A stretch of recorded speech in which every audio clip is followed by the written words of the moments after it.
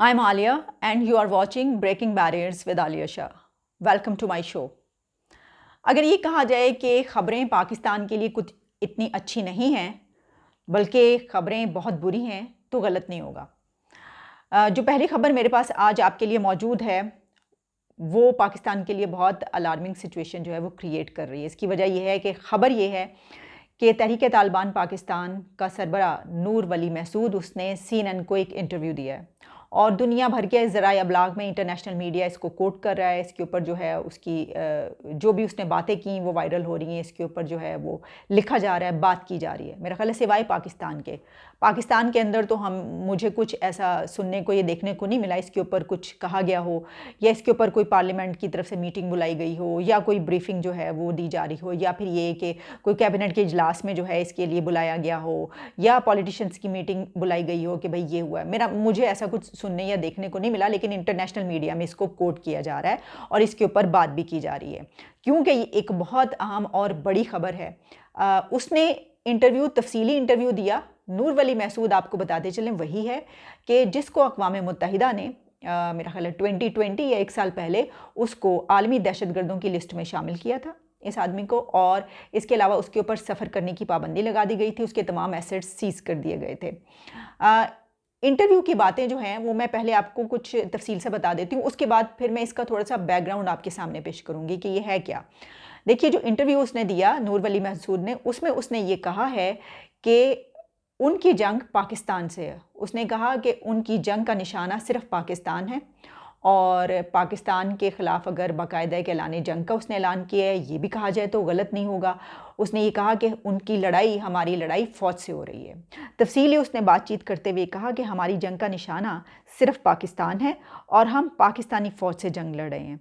पाकिस्तान के कबायली सरहदी इलाकों का कंट्रोल हासिल करके उनको आज़ाद बनाने का भी उसने एक अज़्म ज़ाहिर किया। अफ़गानिस्तान में तालिबान की फ़तह तमाम मुसलमानों की फ़तह है और हमारी भी फ़तह है, क्योंकि इस्लामी तालीमात हमें यही सिखाती हैं कि एक मुसलमान दूसरे मुसलमान के लिए फ़ायदेमंद ही होता है। अब ये बातें उसने ये कही सारी बातें, और उसके बाद उससे जब ये सवाल किया गया कि ये जो आप कह रहे हैं कि अफ़गानिस्तान की फ़तह आपकी फ़तह है, तो आप इसको किस तरह कह रहे हैं कि ये आपके लिए फ़ायदेमंद होगी जो आपने ये बात की, तो उसने उसके जवाब में कहा कि ये वक्त बताएगा। ये बड़ी एक गहरी बात है। इसकी वजह ये कि वक्त बताएगा, इसका मतलब ये है कि जो तहरीक तालिबान पाकिस्तान है वो कोई ऐसी स्ट्रेटजी बना रही है, कोई ऐसी हिकमत अमली बना रही है क्या कि जिसमें वो इस तरह की कोशिशें आगे चल के करेगी कि अफ़गानिस्तान के जो तालिबान हैं उनको अपने साथ मिलाने की कोशिश करेगी।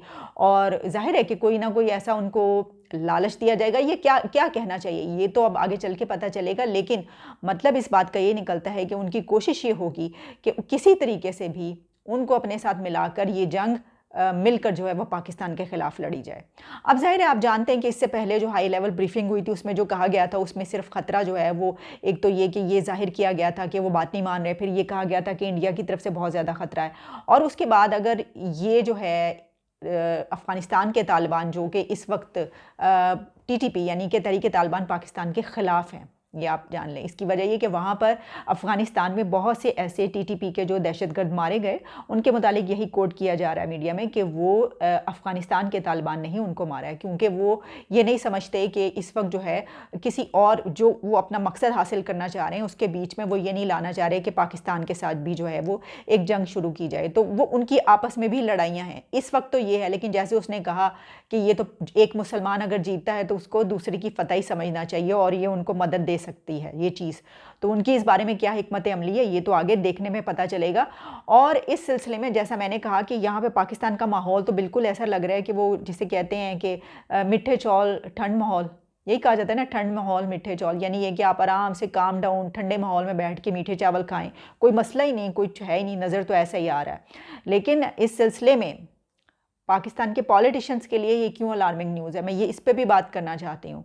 इसकी वजह यह है कि नूर वली महसूद वही दहशतगर्द है जिसने मोहतरमा बेनज़ीर भुट्टो के ऊपर जो हमला हुआ था उसका कहा जाता है कि जो प्लानिंग, जो डिटेल सारी करना, कब कहाँ कैसे, ये सब उसने किया था, उसका काम था ये सारी उसको प्लान करना, उसको सारे तरतीब देना, ये सब कुछ।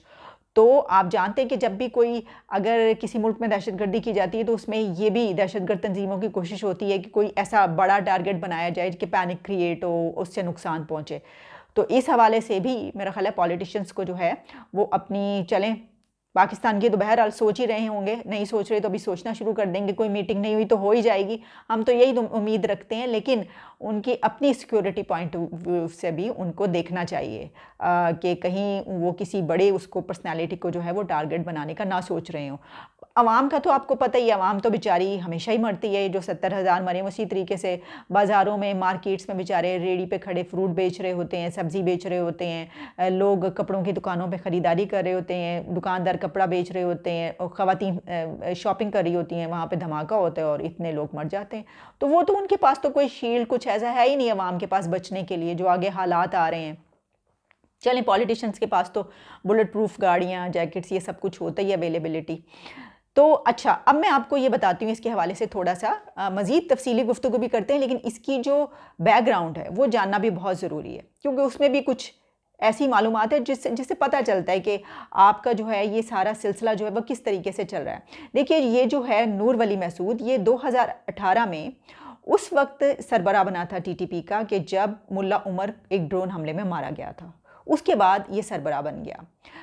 इसकी एज जो है वो तकरीबन कहा जाता है कि 50 के करीब है। और इसके अलावा इसका अगर आप तालीमी उसकी बात करें तो इसने कराची के मदरसा बनोरिया, कराची के जामिया मदरसा बनोरिया जो है वहाँ से तालीम हासिल की हुई है।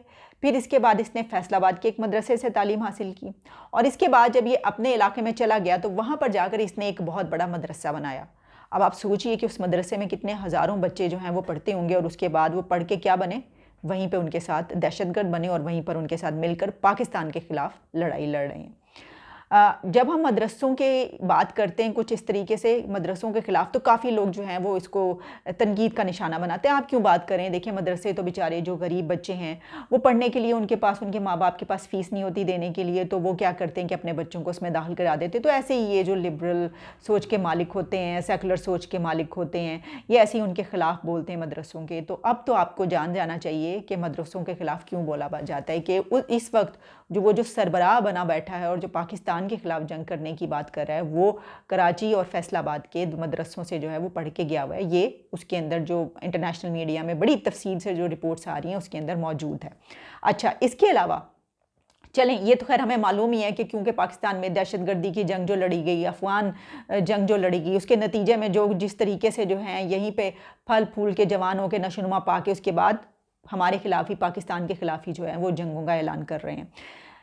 इसकी अगर आप थोड़ी सी और इसकी हिस्ट्री में जाएं तो आपको ये भी पता चलेगा कि इसने किताब भी लिखी थी, और उस किताब में उसने अपनी जितनी भी इसकी एक्टिविटीज़ हैं और इस तंजीम की जितनी भी एक्टिविटीज़ होती थी कि कैसे किस तरीके से अगवा करते थे, अगवा बराए तावान, और इसके अलावा जो लोगों को कत्ल किया करते थे, मारा करते थे, जो भी अपने टारगेट्स करते थे, वो सारी बातें उसने उस किताब में भी लिखी हैं। और वो किताब तो मेरा ख्याल है कि पूरी खुद उसके ख़िलाफ़ चार्जशीट एक होगी और एक एविडेंस होगी, लेकिन वो पकड़ा जाएगा तो होगी ना। वो तो आप देखिए, बल्कि जो पकड़े जाते हैं वो भी फ़रार हो जाते हैं। एहसान पकड़ा गया और वो भी फ़रार हो गया, और अब जो है वो उनके साथ जाके मिलकर जो है वो भी इसी तरीके से जो है हमलों में हिस्सा लेगा, पाकिस्तान के ख़िलाफ़ काम करेगा। और इसी तरीके से, और हम जानते हैं वो स्वात के जब वो दिन थे तो मौलवी सूफ़ी और मुल्ला उमर जो हैं वो कैसे काम करते थे। अफ़गानिस्तान चला भी जाता, मुल्ला उमर गया और फिर वापस भी आ गया और फिर भाग गया, कई मरतबा यही चलता रहा, और भी इस तरह दूसरे बहुत सारे लोग जो हैं। तो ये जो सूरत हाल है बहुत तशवीशनाक सूरत हाल है।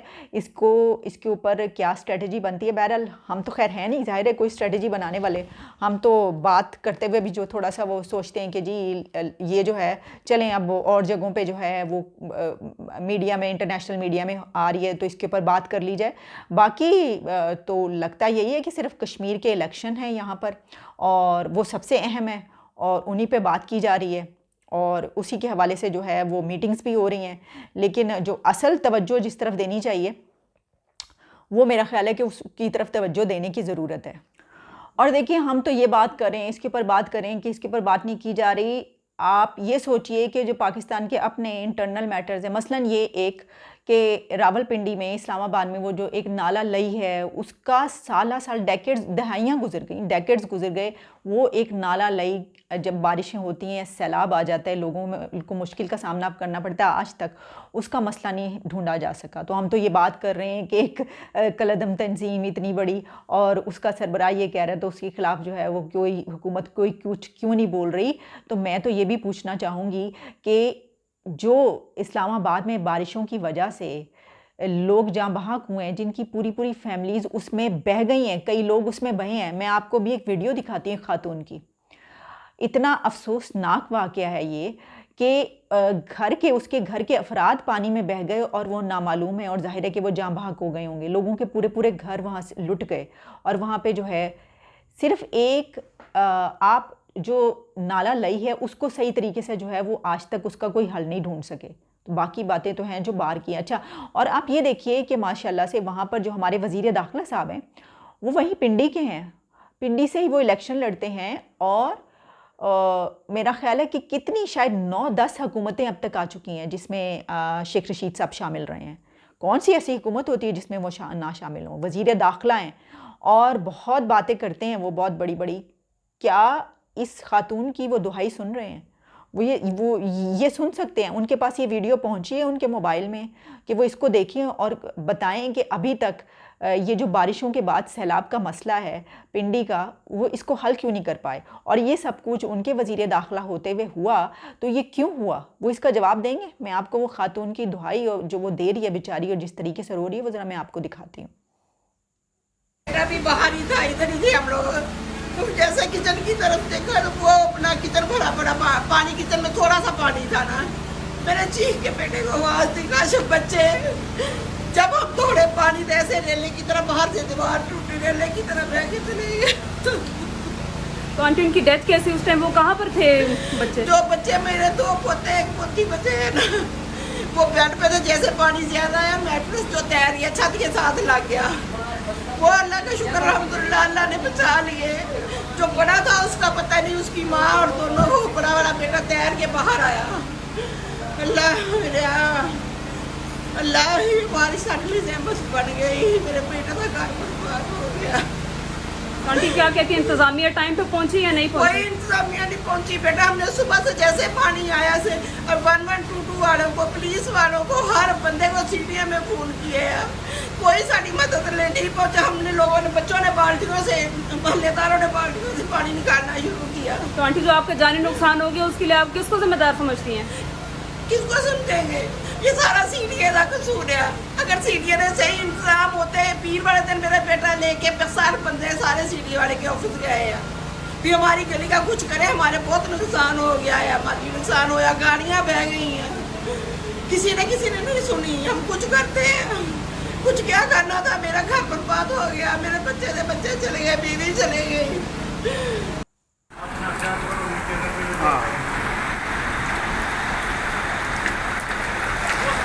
हाँ, और भाई रेला इतना तेज है। ये देखो, उधर जाएगा नहीं गई गई गई गई गई